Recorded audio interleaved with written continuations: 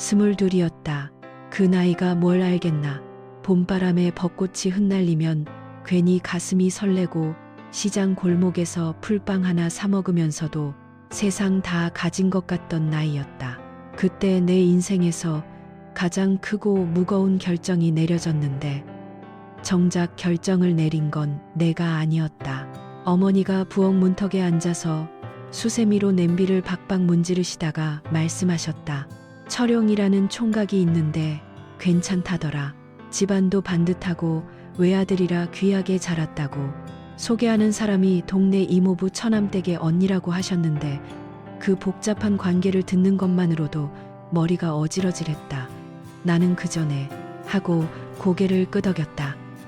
그때는 그게 순종인 줄도 몰랐고 포기인 줄은 더더욱 몰랐다. 선을 본 건 종로의 어느 다방이었다. 유리창 너머로 오후 햇살이 비스듬히 들어왔고 커피 향이라기보다는 타담한 설탕 냄새가 공기 중에 떠돌았다. 김철룡이라는 남자는 양복을 입고 나타났는데 소매가 조금 짧았다. 손목뼈가 삐죽 튀어나와 있었고 웃을 때 입꼬리가 한쪽만 올라갔다. 지금 생각하면 그 비대칭한 웃음이 그 사람의 본질이었다.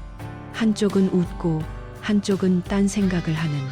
하지만 22의 나는 그게 매력이라고 착각했다. 그는 별 말이 없었다. 취미가 뭐예요? 라고 내가 물으니 딱히 없다고 했다. 장래 계획은요? 하고 물으니 어머니가 알아서 하실 거라고 했다. 그 두 문장 안에 내 미래의 모든 불행이 압축되어 있었는데 그때의 나는 그 암호를 읽을 줄 몰랐다. 다방을 나서면서 어머니가 전화로 물으셨다. 어떻더냐? 나는 잠깐 망설이다가 대답했다. 괜찮은 것 같아요. 그 말 한마디가 계약서였다. 결혼 준비는 바람처럼 지나갔다. 아니, 정확히 말하면 내가 준비할 건 거의 없었다. 시어머니가 될 분이 모든 것을 정하셨다. 예식장 날짜, 패백 음식의 종류, 심지어 내 웨딩드레스의 소매 길이까지. 한 번도 만난 적 없는 분이 전화로만 지시를 내리셨는데 목소리가 낮고 단단했다. 무쇠솥 같은 목소리라고나 할까.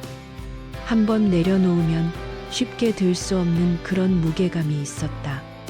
나는 네, 알겠습니다만 반복했다. 어머니는 시집살이가 원래 그런 거라고 하셨다. 처음엔 참고 나중엔 익숙해지고 결국엔 너도 그렇게 된다고. 결혼식 날은 비가 왔다. 하객들이 우산을 쓰고 들어왔고 예식장 바닥에 빗물 자국이 여기저기 찍혀 있었다. 주례 목사님이 축사를 하시는 동안 철용은 한 번도 내 눈을 보지 않았다. 하객석 어딘가를 멍하니 바라보고 있었는데 졸린 건지 지루한 건지 분간이 안 됐다. 부케를 던질 때야 비로소 그가 내 손을 잡았다. 차갑고 건조한 손이었다. 그 체온 없는 손바닥이 앞으로 수십 년간 나를 얼마나 시리게 할지 나는 꿈에도 몰랐다. 신혼여행이라고 해서 기대를 안 한 건 아니었다. 친구 순이는 제주도에 다녀왔다고 자랑했었고 영숙이는 경주 불국사 앞에서 찍은 사진을 보여주며 행복해했다. 나는 최소한 어딘가 따뜻하고 깨끗한 곳이겠거니 생각했다. 하지만 철용이 차를 몬 곳은 동해안의 이름 모를 작은 포구였다. 숙소라고 도착한 곳은 바닷바람에 페인트가 벗겨진 여인숙이었다. 간판 글씨 중 한 글자가 떨어져 나가 있었고 현관문을 열자 곰팡이와 소금기가 뒤섞인 냄새가 코를 찔렀다. 방은 좁았다. 장판이 군데군데 들떠 있었고 이불은 눅눅했다. 창문 너머로 파도 소리가 들렸는데 낭만적이기보다는 쓸쓸했다. 철용은 방에 짐을 내려놓자마자 나간다고 했다. 잠깐 바람 좀 쐬고 온다면서. 나는 눅눅한 이불 위에 혼자 앉아서 파도 소리를 들었다. 1시간이 지나고 2시간이 지났다. 창밖이 완전히 어두워졌을 때 그가 돌아왔는데 소주 냄새가 났다. 어디 갔었어요? 하고 물으니 그가 대답 대신 불을 껐다. 그게 신혼 첫날 밤의 전부였다. 다음 날 아침 일찍 여인숙을 나섰다. 돌아가자라고 그가 말했다. 어머니가 기다리신다고. 나는 바다를 한 번도 제대로 보지 못했다는 말을 삼켰다. 차 안에서 라디오가 흘러나왔고 철용은 운전하면서 한마디도 하지 않았다. 나는 조수석에서 지나가는 풍경을 바라보았다. 논밭, 비닐하우스, 주유소. 그 평범한 풍경들이 마치 내 앞으로 펼쳐질 인생처럼 단조롭고 끝이 없어 보였다. 시댁에 도착한 것은 오후 3시쯤이었다. 대문 앞에 서는 순간 위장이 뒤틀리는 것 같았다. 2층짜리 양옥집이었는데 마당에 화분이 줄지어 있었고 현관 계단이 반들반들하게 닦여 있었다.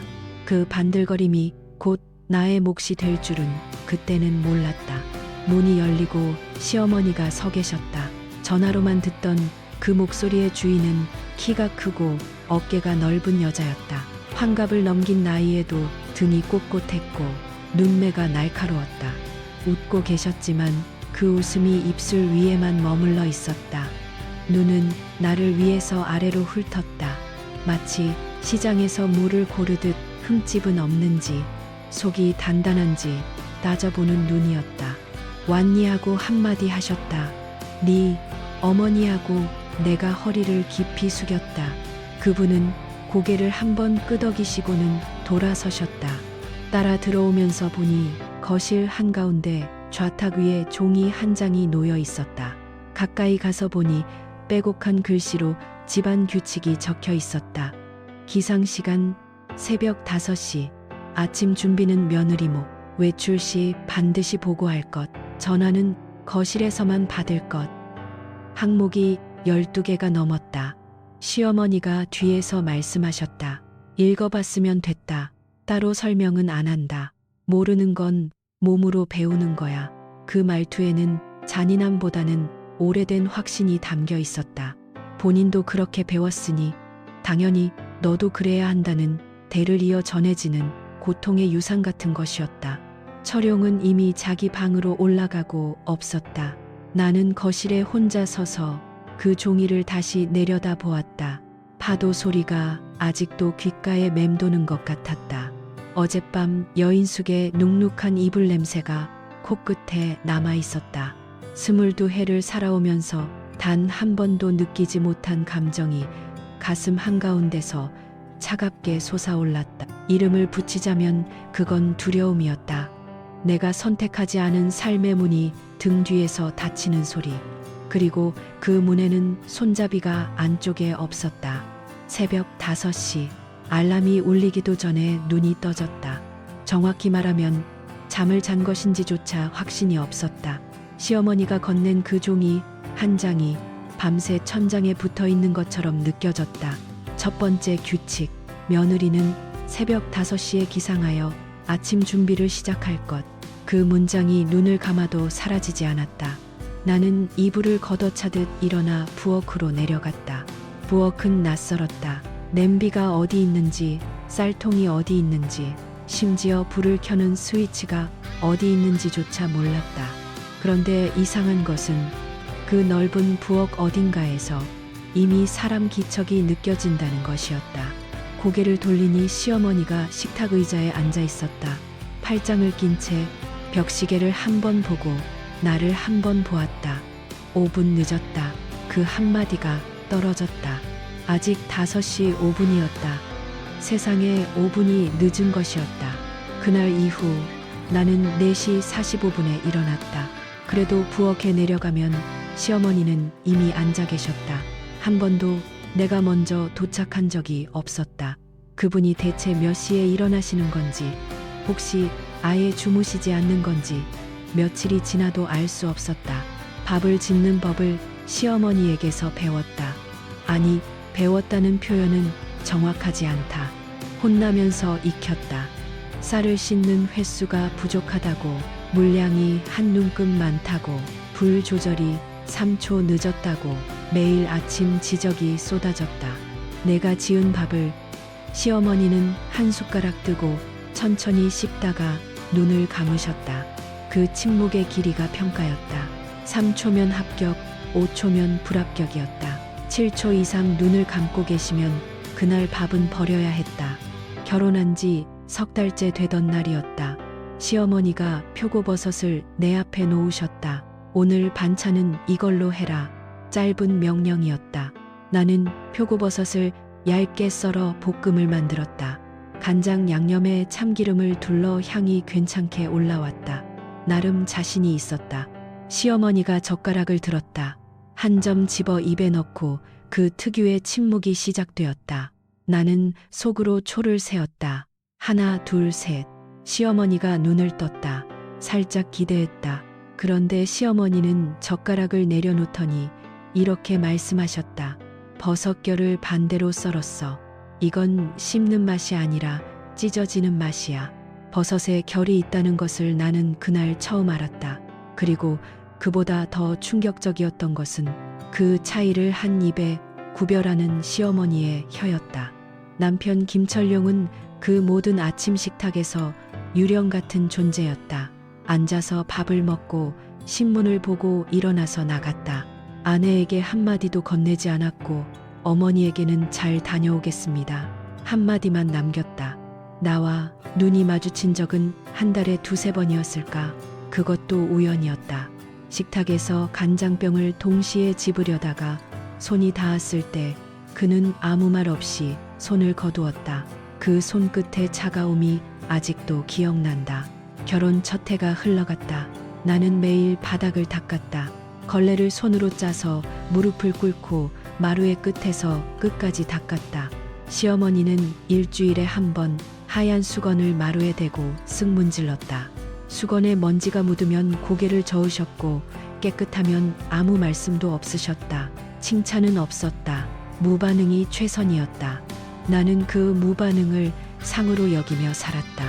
하루는 마루를 닦다가 무릎이 쓸려 피가 났다. 양말에 빨간 얼룩이 번졌다. 시어머니가 그것을 보셨다. 마루에 피 묻히지 마라. 그 한마디였다. 내 무릎이 아니라 마루가 걱정이셨다. 나는 화장실에 들어가 무릎에 밴드를 붙이면서 거울 속 내 얼굴을 보았다. 23이었다. 거울 속 여자는 30이 넘어 보였다. 변화는 아주 작은 것에서 시작되었다. 시어머니에게는 이웃집 아주머니들과 전화하는 습관이 있었다. 거실 전화기 앞에 앉아 1시간씩 통화하셨는데 그 내용의 팔할은 자랑이었다. 우리 며느리는 새벽 5시에 일어나고 우리 며느리는 말대꾸 한 번 안 하고 우리 며느리는 시키면 뭐든 한다고. 그 말을 처음 들었을 때 나는 부엌에서 얼어붙었다. 내가 순종한 모든 아침이 시어머니의 훈장이 되어 남의 귀에 걸리고 있었다. 분노라기보다는 자각이었다. 아, 나는 이 집에서 사람이 아니라 증거인 것이다. 잘 길들인 며느리라는 증거. 그날 저녁 시어머니가 또 전화를 받으셨다. 우리 며느리가 오늘 아침에 하고 오늘 떼시는 순간 나는 거실로 걸어 나갔다. 일부러 시어머니 눈앞에서 외투를 걸쳤다. 시어머니가 당황한 눈으로 나를 보셨다. 나는 공손하게 그러나 또렷하게 말했다. 어머니, 잠깐 마트에 다녀오겠습니다. 규칙, 넷. 외출 시 사전 보고. 나는 그 규칙을 지킨 것이다. 그러나 타이밍이 문제였다. 시어머니는 전화기 너머 상대에게 아, 잠깐만 하고 급히 말한 뒤 나를 보셨다. 표정이 미세하게 일그러졌다. 자랑의 흐름이 끊긴 것이다. 나는 고개를 숙여 인사하고 현관을 나섰다. 밖에서 찬바람을 맞으며 나는 처음으로 웃었다. 작은 웃음이었지만 결혼 이후 처음이었다. 그 뒤로 나는 시어머니의 전화 자랑이 시작될 때마다 거실의 모습을 드러냈다. 물을 따르러 수건을 가지러 화분에 물을 주러 아무런 규칙도 어기지 않으면서 시어머니의 무대를 조용히 흩뜨렸다. 시어머니는 눈치를 채셨을 것이다. 그러나 말씀하지 않으셨다. 지적하려면 내가 규칙을 어겨야 했는데 나는 단 한 조항도 어긴 적이 없었으므로 결혼 2년이 지나도 아이 소식이 없었다. 시어머니의 시선이 달라졌다. 밥맛을 평가하던 눈이 이제는 내 아랫배를 향했다. 언제쯤이냐는 말을 직접 하지 않으셨다. 대신 이웃집 아주머니 손자 돌잔치에 다녀오셨다는 이야기를 매일 저녁 식탁에서 하셨다. 요즘 그 집 손자가 걷기 시작했대. 벌써 이가 났대. 그 말들이 밥상 위에 얹혀 반찬처럼 놓였다. 나는 숟가락질을 멈추지 않았지만 목구멍으로 밥이 내려가지 않았다. 3년째 되던 여름 입덧이 시작되었다. 아침에 부엌에 서는데 된장 냄새에 속이 뒤집어졌다. 구역질을 참으며 밥을 짓는 내 등 뒤에서 시어머니의 목소리가 들렸다. 병원에 가봐라. 명령이 아니라 거의 기도에 가까운 목소리였다. 나는 그날 처음으로 시어머니에게서 떨림을 들었다. 아들이었다. 의사가 초음파 화면을 가리키며 아들입니다 하고 말했을 때 시어머니는 진료실 의자에서 두 손을 모았다. 소리 없이 입술이 움직였다. 기도를 하고 계신 것이었다. 나는 차가운 젤리가 묻은 배를 닦으며 생각했다. 이제야 나는 이 집에서 가치 있는 존재가 된 것인가. 출산은 겨울이었다. 아이가 태어나던 날 분만실 문 앞에 남편은 없었다. 회사 일이 있다고 했다. 시어머니만 복도에 서 계셨다. 아이의 첫 울음소리가 문 너머로 새어나왔을 때 시어머니가 벽에 손을 짚으셨다는 것을 나는 나중에 간호사에게 전해 들었다. 아이를 받아든 순간 쭈글쭈글한 얼굴이 내 가슴 위에 놓였다. 따뜻했다. 이름은 유찬이라고 시어머니가 지으셨다. 남기고 빛내라는 뜻이라고 하셨다. 나는 그 이름을 가슴에 새기며 작은 손가락을 쥐었다. 이 아이만큼은 절대 그 아버지를 닮지 않게 키우겠다고 소리 없이 맹세했다. 유찬이가 첫 돌을 지나고 걸음마를 뗄 무렵부터였다. 남편의 귀가 시간이 조금씩 늦어지기 시작했다. 처음에는 11시, 그 다음에는 자정, 어느 날부터는 새벽 2시, 3시가 되어서야 현관문이 열렸다. 나는 유찬이를 재운 채 어둠 속에서 눈을 뜨곤 했다. 현관에서 구두가 벗겨지는 소리, 양말 발로 마루를 지나가는 소리, 욕실 문이 닫히는 소리, 그 일련의 소리들이 끝나면 남편은 안방이 아니라 건너방으로 들어갔다. 나와 유찬이가 잠든 안방의 문은 단 한 번도 열리지 않았다. 처음 발견한 것은 와이셔츠 깃에 묻은 립스틱 자국이었다. 세탁물을 분류하던 아침 연한 살구색 번짐이 흰 면 위에 선명했다. 숨이 샜는 듯했지만 손은 멈추지 않았다. 나는 그 셔츠를 찬물에 담그고 비누를 묻혀 문질렀다. 얼룩은 쉽게 지워졌다. 마치 아무 일도 없었던 것처럼. 그러나 가슴 한가운데 번진 것은 비누로 지울 수 없었다. 두 번째는 주머니에서 나온 라이터였다. 남편은 담배를 피우지 않았다. 빨간 플라스틱 라이터에는 어느 모텔 이름이 금박으로 찍혀 있었다. 글자가 반쯤 벗겨진 것으로 보아 한두 번이 아니었을 것이다. 나는 그 라이터를 세탁기 위에 올려두었다. 남편이 알아차릴지 아니면 모른 척할지 보고 싶었다. 이틀이 지나도 라이터는 그 자리에 있었다. 아무도 치우지 않았고 아무도 묻지 않았다. 그것이 답이었다. 세 번째부터는 셀 수가 없었다. 카드 영수증, 낯선 향수 냄새가 배어든 넥타이, 한밤중에 울리는 전화벨. 지로 있다.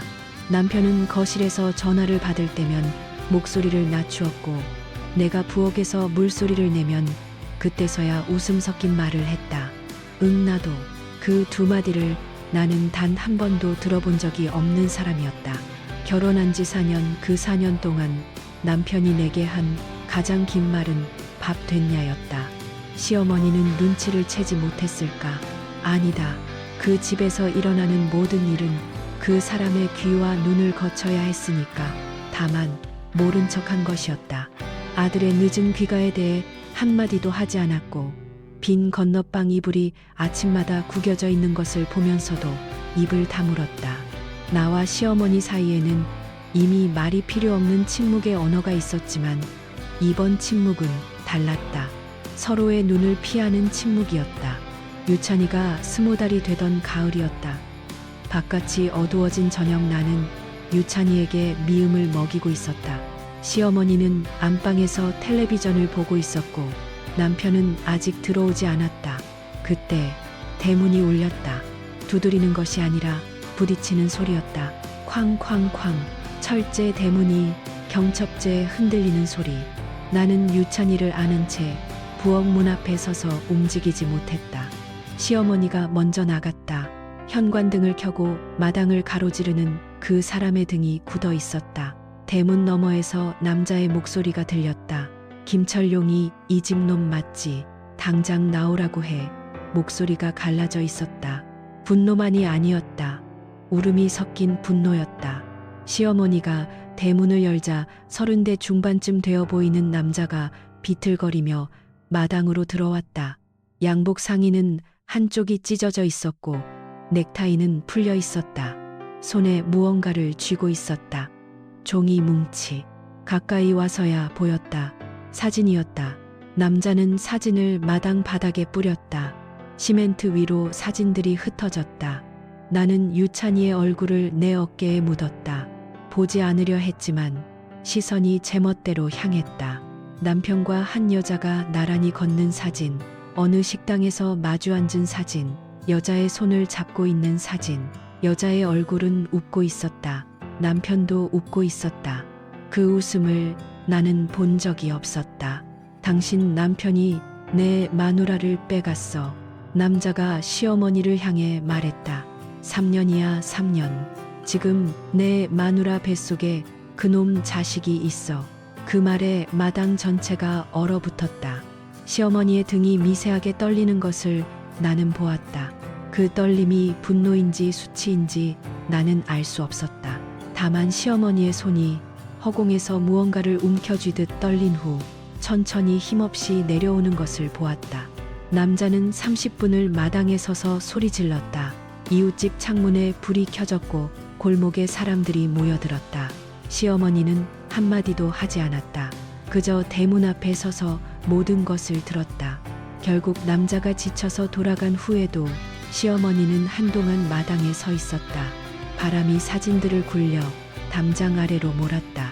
남편이 돌아온 것은 그날 밤 1시가 넘어서였다. 현관문을 열자마자 거실에 시어머니가 앉아 있는 것을 보았을 것이다. 형광등 아래 시어머니의 얼굴은 내가 처음 보는 표정이었다. 분노도 아니고 슬픔도 아닌 무언가 완전히 무너진 사람의 얼굴이었다. 시어머니가 입을 열었다. 너 아버지가 그랬을 때 내가 어떻게 살았는지 잊었느냐. 목소리는 낮았지만 벽이 울렸다. 내가 이를 악물고 너 하나 키울 때 네가 옆에서 뭘 봤는지 정녕 기억이 없느냐. 남편은 고개를 돌렸다. 대답 대신 건너방으로 향했다. 시어머니가 일어섰다. 그 자리 서라. 나는 부엌 문틈으로 유찬이를 안고 그 장면을 보았다. 시어머니의 목소리가 갈라졌다. 네, 아비도 그랬다. 밖에서 여자를 만들어 자식까지 낳아놓고 이 집에 들어올 면상이 있더구나. 나는 내 맘은 다를 줄 알았다. 그 말끝이 흐느낌으로 변하는 순간 나는 처음으로 시어머니가 우는 것을 보았다. 소리 없이 주름진 얼굴 위로 눈물이 흘러내렸다. 남편은 돌아서서 말했다. 그 여자한테 가겠습니다. 아이도 있으니까. 목소리에 미안함은 없었다. 통보였다. 시어머니의 무릎이 꺾이듯 그 자리에 주저앉았다. 나는 유찬이를 더 세게 안았다. 유찬이가 잠결에 칭얼거렸다. 그 작은 울음이 적막한 집안에 울려 퍼졌다. 남편이 건너방 문을 닫았다. 거실에는 시어머니만 남았다. 나는 한참을 망설이다 부엌에서 나왔다. 유찬이를 아는 채 거실로 걸어가 시어머니 옆에 무릎을 꿇고 앉았다. 아무 말도 하지 않았다. 시어머니도 아무 말 하지 않았다. 그러나 어느 순간 시어머니의 손이 내 무릎 위에 놓인 유찬이의 이불 끝을 잡았다. 마른 손가락이 파르르 떨렸다. 그렇게 우리는 오래, 아주 오래 앉아 있었다. 같은 남자에게 같은 방식으로 버림받은 두 세대의 여자가 한 아이의 온기를 사이에 두고 생전 처음 같은 쪽에 앉았다. 창밖에서 바람이 불었다. 마당에 흩어진 사진들이 바스락거리며 어둠 속을 굴렀다. 나는 유찬이의 머리카락에서 나는 분유 냄새를 맡으며 생각했다. 이 아이만은 이 아이만은 절대로 이렇게 되지 않게 하겠다고.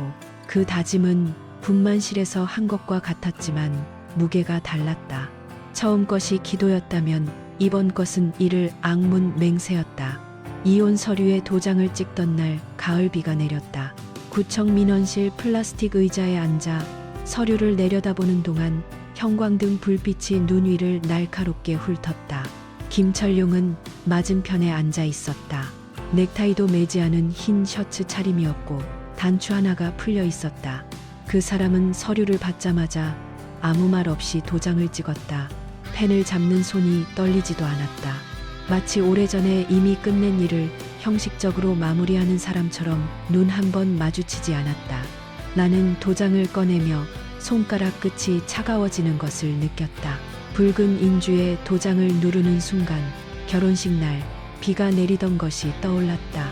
그날도 이렇게 차가웠다. 아무것도 시작되지 않은 날이었는데 아무것도 시작되지 않은 채로 끝이 나는구나 하는 생각이 들었다. 도장을 찍고 나서 인주가 손톱 밑에 번져 있는 것을 한참 동안 바라보았다. 담당 직원이 서류를 거두어가며 다음 번호를 불렀다. 그것이 전부였다. 5년 가까운 세월이 번호표 하나로 정리되었다. 구청을 나서자 김철용은 이미 보이지 않았다. 주차장 쪽으로 걸어갔을 것이다. 그 사람이 어디로 가는지는 더 이상 내가 알아야 할 일이 아니었다.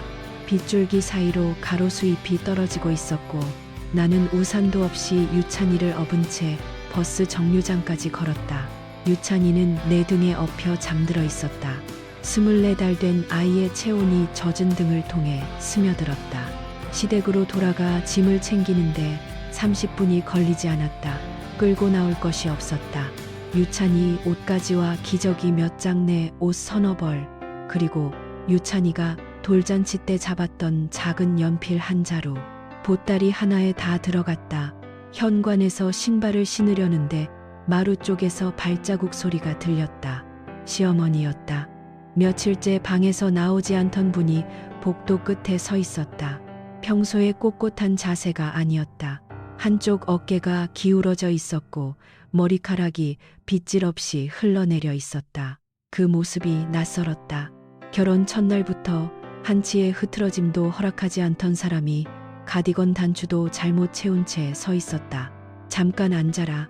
그 말이 명령이 아니라 부탁이라는 것을 나는 알았다. 시어머니는 부엌 식탁에 앉으며 서랍에서 누런 봉투 하나를 꺼냈다.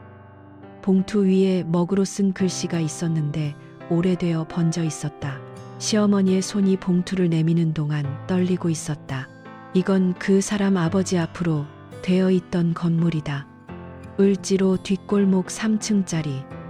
내가 이혼하고 혼자 일을 악물고 있을 때 위자료 대신 내 이름으로 넘겨받은 거야. 나는 봉투를 받지 않았다. 손을 무릎 위에 올려놓은 채 시어머니의 얼굴을 바라보았다. 나한테 왜 이러시는 거예요? 시어머니는 오래 침묵했다. 부엌 시계 초침 소리가 유난히 크게 들렸다. 창밖에서 빗물이 처마를 타고 떨어지는 소리가 그 사이사이를 채웠다. 너한테 주는 게 아니다. 유찬이한테 주는 거야. 시어머니의 목소리가 갈라졌다. 내 아들이 제 아비꼴을 그대로 따라갔으니 내가 손주한테까지 빚을 지고 갈 수는 없다. 이 건물 팔지 마라. 절대 팔지 마라. 유찬이가 클 때까지 들고 있어라. 그 애 앞으로 해줘라. 나는 그것만 부탁한다. 시어머니의 눈이 붉었다. 그러나 눈물은 흘리지 않았다. 평생을 울지 않기로 작정한 사람처럼 턱을 꽉 다물고 있었다. 나는 봉투를 받았다. 손가락에 힘이 들어가지 않아 봉투가 미끄러질 뻔했다. 시어머니가 내 손 위로 자신의 손을 포개 눌렀다. 마른 손이었다. 뼈마디가 단단했다. 잘 키워라. 사람 되게 키워라. 나는 고개를 숙였다. 감사합니다. 라는 말이 목구멍에서 나오지 않았다. 대신 한참을 숙이고 있다가 네 하고 한마디만 했다. 시어머니는 더 이상 아무 말도 하지 않았고 식탁에 앉은 채 고개를 돌려 창밖을 바라보았다. 내가 현관문을 닫는 소리를 들었을 것이다. 그러나 배웅하러 나오지는 않았다. 새로 이사한 곳은 수원 외곽의 반지하 원룸이었다. 보증금 500만 원에 월세 25만 원. 창문이 도로 높이에 걸려 있어서 사람들의 발목만 보였다. 습기가 벽을 타고 올라와 있었고 환풍기는 돌아가지 않았다. 유찬이를 내려놓으니 아이가 차가운 바닥에 손을 짚고 주위를 둘러보았다. 엄마 하고 부르는 작은 목소리가 텅 빈 방에 울렸다. 응, 여기가 우리 집이야. 목소리가 떨렸지만 웃어 보였다. 다음 날부터 일을 찾아 나섰다. 유찬이를 맡길 곳이 없어 등에 업고 다녔다. 김밥집 보조 세탁소, 다림질 새벽 우유 배달. 새벽 4시에 일어나 우유를 돌리고 오전에 세탁소에서 다리미를 잡고 오후에는 김밥집에서 단무지를 썰었다. 유찬이는 김밥집 구석 카시트에 앉혀두었다. 사장님이 아이를 데려오지 말라고 했을 때 나는 대답 대신 다음날 30분 일찍 출근하여 홀 바닥을 닦아 놓았다. 그 다음부터는 아무 말도 하지 않았다. 밤이면 유찬이를 씻기고 이불을 덮어주며 오늘 하루도 살아냈다고 되뇌었다. 아이의 얼굴에서 가끔 김철룡의 눈매가 보일 때면 가슴이 서늘해졌다. 그러나 곧 고개를 저었다. 이 아이는 다를 것이다. 반드시 다르게 키울 것이다. 사람의 마음을 짓밟는 남자가 아니라 자기 앞에 밥 한 그릇의 무게를 아는 사람으로 키울 것이다. 겨울이 왔다. 반지하 벽에 성에가 꼈다. 전기 장판 하나로 유찬이를 감싸고 잠들던 밤 봉투 속 등기부등본을 꺼내 보았다. 을지로 뒷골목 3층 건물. 낡고 오래된 건물이었지만 종이 위에 찍힌 도장은 선명했다. 시어머니가 평생을 이를 악물고 지켜낸 것이 이 종이 한 장이었구나 하는 생각이 들었다. 나는 그 종이를 접어 유찬이 이불 밑에 넣어 두었다. 이것은 네 거야. 엄마가 반드시 지켜줄게. 유찬이가 잠꼬대를 하며 뒤척였다. 작은 손이 내 손가락을 잡았다. 그 힘이 놀라울 만큼 단단했다. 나는 그 손을 놓지 않은 채 눈을 감았다. 반지하 창문 너머로 사람들의 발걸음 소리가 희미하게 들렸다. 세상은 여전히 돌아가고 있었고 나는 그 바닥 아래에서 이제 막 다시 시작하는 중이었다. 세월이란 것은 견디는 사람에게만 그 속도를 보여준다. 눈을 감으면 수원 반지하 방결로 맺힌 창문 너머로 새벽 우유 배달 가방을 메던 기억이 어제 같은데 눈을 뜨면 어느새 유찬이 24살이 되어 있었다. 그 사이 22년이라는 시간이 흘렀다. 나는 김밥집 보조에서 식당 주방 보조로, 주방 보조에서 구내식당 조리원으로, 조리원에서 학교 급식실 정규 조리사로 올라갔다. 한 계단을 오르는데 3, 4년씩 걸렸고 그 모든 계단에 유찬이 있었다. 유찬이 요리를 시작한 건 중학교 2학년 때였다. 내가 야근하는 날이면 아이가 혼자 밥을 해 먹어야 했는데 어느 날 퇴근하고 돌아오니 식탁 위에 계란말이가 놓여 있었다. 모양은 찌그러졌지만 간이 정확했다. 그날 나는 아이 앞에서 울었다. 유찬이 말했다. 엄마, 왜 울어요? 맛이 없어요. 나는 고개를 저으며 대답했다. 아니, 너무 맛있어서 그래. 그 뒤로 유찬은 요리에 빠졌다. 고등학교 졸업 후 조리학과에 진학했고 졸업과 동시에 서울 압구정의 프렌치 레스토랑에 취직했다. 처음 2년은 채소만 다듬었다고 했다. 양파 50kg을 매일 까면서 손가락 끝 지문이 닳았다고 했다. 그래도 한 번도 힘들다는 말을 하지 않았다. 그 아이는 태어날 때부터 불평이라는 걸 모르는 아이였다.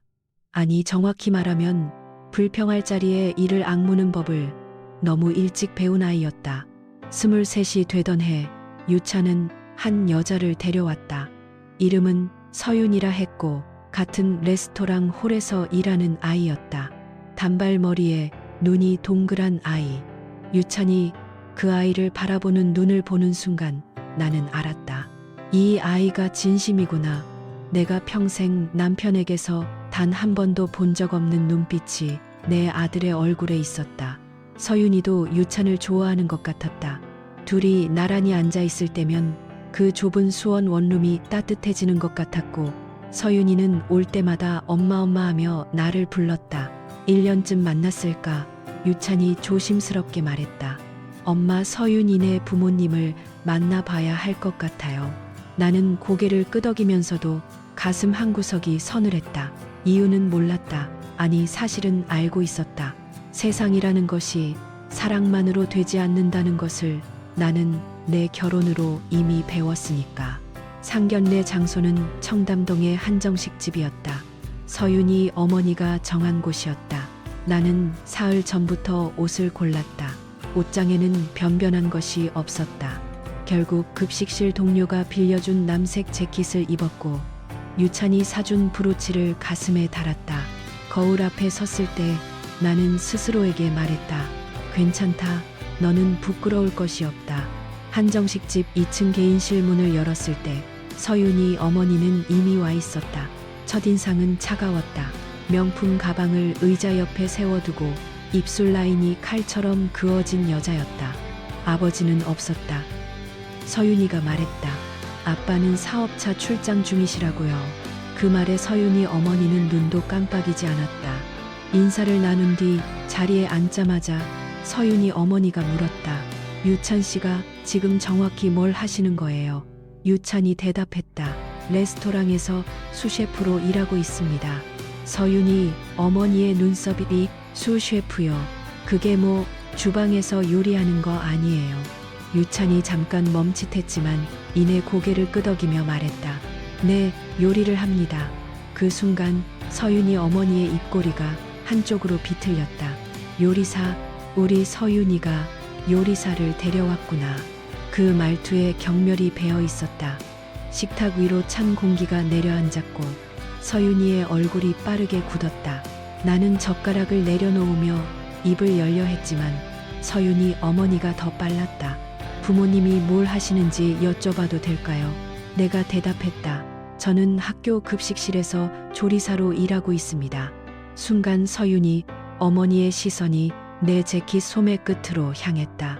빌린 옷이라 소매가 조금 길었다. 그 눈빛을 나는 평생 잊지 못한다. 그것은 사람을 보는 눈이 아니었다. 물건의 가치를 가늠하는 눈이었다.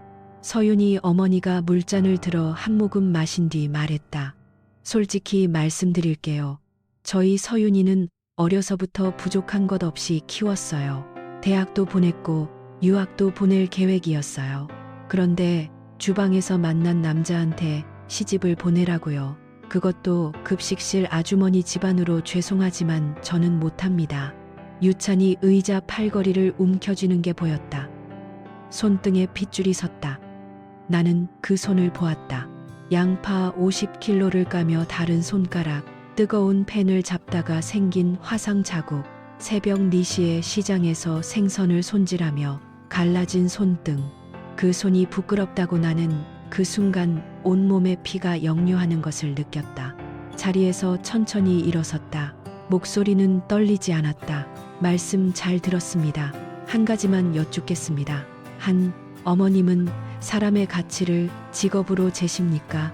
아니면 수입으로 재십니까? 서윤이 어머니의 눈이 커졌다. 나는 멈추지 않았다. 제 아들은 새벽 4시에 일어나서 밤 11시까지 칼을 잡습니다. 24해 동안 단 한 번도 거짓말을 한 적이 없고 남의 것을 탐한 적이 없고 자기 앞에 놓인 일에서 도망친 적이 없습니다. 저는 그렇게 키웠습니다. 급식실에서 일하면서 새벽에 우유를 배달하면서 이 아이 하나 사람 만들겠다고 20년을 살았습니다. 그러니 직업이 천하다는 말씀은 제 아들한테 하지 마시고 저한테 하십시오. 제가 다 듣겠습니다. 방안이 조용해졌다. 서윤이가 울고 있었고 유찬이 고개를 숙이고 있었다. 서윤이 어머니는 가방을 집어들며 일어섰다. 더 이상 할 말이 없을 것 같네요. 라고 말하고 문을 나갔다. 서윤이가 뒤따라 나가며 유찬에게 미안하다는 말을 남겼다. 유찬은 끝내 고개를 들지 못했다. 돌아오는 지하철 안에서 유찬이 입을 열었다. 엄마 미안해요. 내가 더 잘났으면 이런 일 없었을 텐데. 나는 아들의 어깨를 잡고 말했다. 너는 지금 이대로도 충분하다. 다만 더 높이 가거라. 네 실력으로, 네 이름으로. 그 뒤 유차는 미친 듯이 일했다. 1년 뒤 셰프로 승진했고 이태리 연수를 다녀왔고 30이 되던 해에 자기 이름을 건 레스토랑을 내겠다고 했다. 나는 그때 처음으로 을지로 건물 등기부 등본을 꺼냈다. 유찬의 눈이 동그래졌다.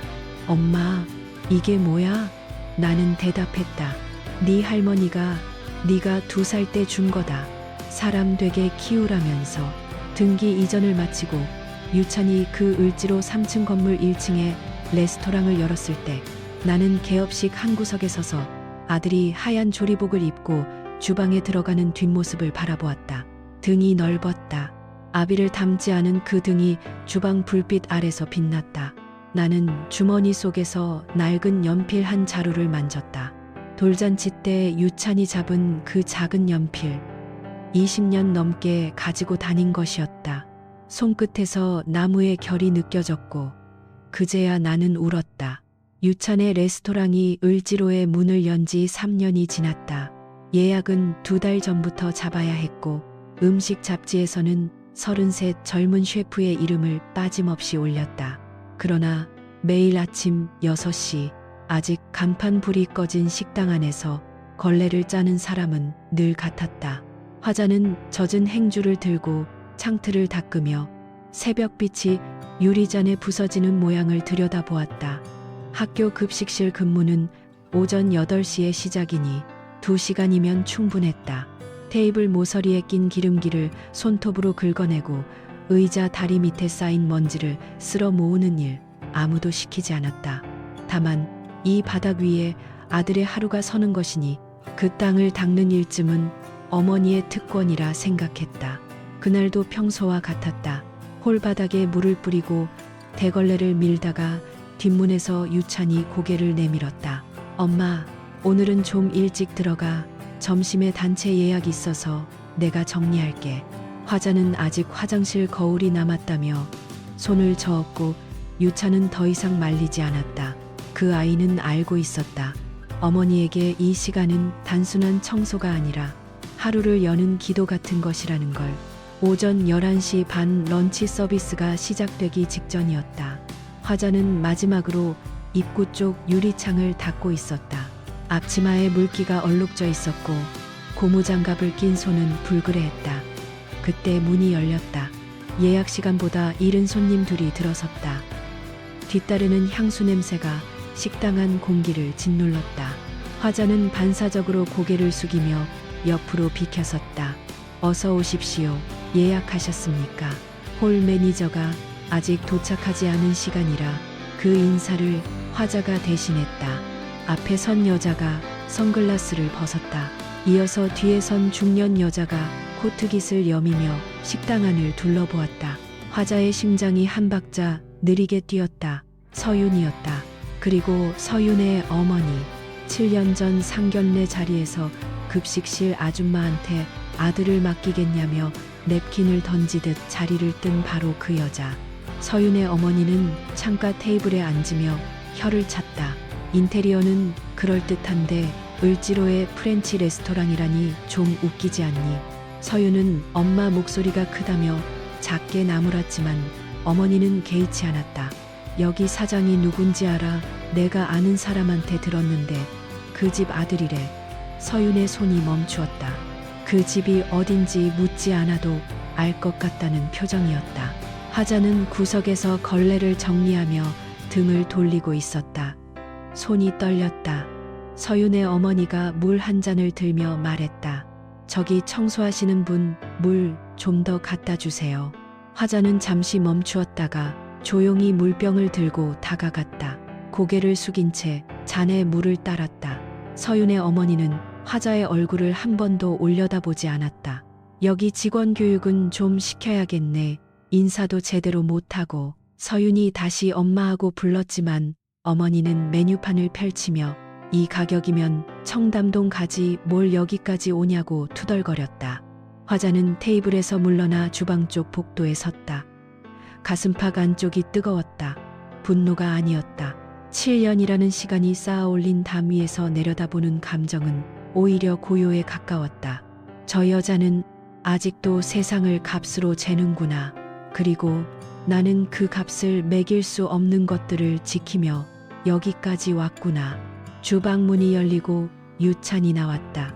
하얀 셰프 코트 위에 이름이 수놓아져 있었다. 김유찬, 오너 셰프. 그는 홀을 가로질러 창가 테이블 앞에 섰다. 안녕하세요. 오늘 메뉴 설명드리겠습니다. 서윤이 먼저 고개를 들었고 눈이 마주친 순간 숨을 삼켰다. 유찬 씨. 유찬은 담담하게 고개를 숙였다. 오랜만입니다. 서윤 씨. 서윤의 어머니가 메뉴판 너머로 유찬을 올려다보았다. 얼굴에 기억이 스며드는 속도가 느렸고 그래서 더 잔인했다. 유찬은 미소를 거두지 않은 채 말했다. 이 건물은 제 소유입니다. 1층 레스토랑도 제가 운영하고 있고 2층과 3층은 임대 중입니다. 그리고 아까 물 따라드린 분 저희 어머니십니다. 서윤의 어머니 얼굴에서 혈색이 빠졌다. 화자는 복도 끝에 서서 그 장면을 보았다. 유찬의 등이 넓고 곧았다. 식사가 끝난 뒤 계산대 앞에서 작은 소동이 벌어졌다. 서윤의 어머니가 내민 카드가 2번 연속 승인 거절되었다. 직원이 조심스럽게 다른 결제 수단이 있으시냐고 물었고 서윤이 급히 자기 카드를 꺼내 결제했다. 서윤의 어머니는 한마디도 하지 못한 채 문을 나섰다. 서윤이 잠시 뒤를 돌아보았다. 유찬은 주방 안에서 다음 접시를 올리고 있었고 화자는 다시 걸레를 들고 있었다. 서윤은 입구에서 작게 인사를 하고 사라졌다. 화자는 고개를 끄덕였다. 그것으로 충분했다. 그 주 토요일 화자는 수원 외곽의 한 요양원을 찾았다. 오래전 시어머니가 이곳에 입소해 있다는 소식을 알게 된 것은 우연이었다. 이전 동네에 아는 분이 전해준 말 한마디. 방 안에는 소독약 냄새가 배어 있었고 창밖으로 은행나무 잎이 누렇게 떨어지고 있었다. 침대 위에 누운 시어머니는 놀랍도록 작아져 있었다. 한때 12개의 규칙으로 집안을 지배하던 여자의 손이 이불 위에서 마른 나뭇가지처럼 떨리고 있었다. 화자가 침대 옆에 앉자 시어머니의 눈이 천천히 움직였다. 입술이 벌어졌다가 닫혔다. 화자는 그 손을 잡았다. 어머님 유찬이가 식당을 열었어요. 그 건물 1층에요. 시어머니의 눈에서 물기가 번졌다. 손가락이 미세하게 화자의 손을 쥐었다. 잘 컸냐? 화자는 네 하고 대답하며 눈물을 삼켰다. 사람 되게 키우라는 말씀 하루도 안 잊었습니다. 시어머니는 고개를 아주 조금 끄덕이고 눈을 감았다. 두 여자 사이에 흐른 침묵은 용서도 화해도 아닌 그보다 깊은 무엇이었다. 복도로 나온 화자 앞에서 한 간호사가 인사했다. 환자분 보호자이신가요? 하며 따뜻하게 웃었다. 이름은 은설아 했다. 유찬을 데리고 다시 요양원을 찾은 것은 그 다음 주였다. 유찬은 할머니 침대 곁에 앉아 자기가 만든 수프를 한 숟가락씩 떠올렸고 시어머니는 처음으로 소리내어 웃었다. 은서가 수프 그릇을 받으며 유찬과 눈이 마주쳤다. 화자는 그 짧은 시선을 보았다. 30년 전 종로 찻집에서 화자 자신이 한 번도 느끼지 못했던 그 빛. 1년 뒤 을지로 건물 3층 옥상에서 작은 결혼식이 열렸다. 유찬과 은서가 마주서고 하객은 20명 남짓이었다. 시어머니는 휠체어에 앉아 맨 앞줄에 있었다. 화자는 그 옆에 섰다. 주머니 속에서 작은 연필이 손끝에 닿았다. 유찬이 돌잔치 때 집어든 그 연필. 화자는 그것을 꺼내 손바닥 위에 올려놓고 가만히 바라보았다. 연필은 아이의 손 크기만큼 짧았고 세월만큼 달아 있었다. 그러나 그 연필이 그려낸 선은 여기까지 닿았다. 아들의 웃음소리가 옥상 위로 번지고 은행나무 아래에서 시어머니가 눈을 감은 채 고개를 끄덕이는 오후. 화자는 연필을 다시 주머니에 넣었다. 아직 이야기가 끝난 것은 아니었다. 그러나 처음으로 끝이 두렵지 않았다.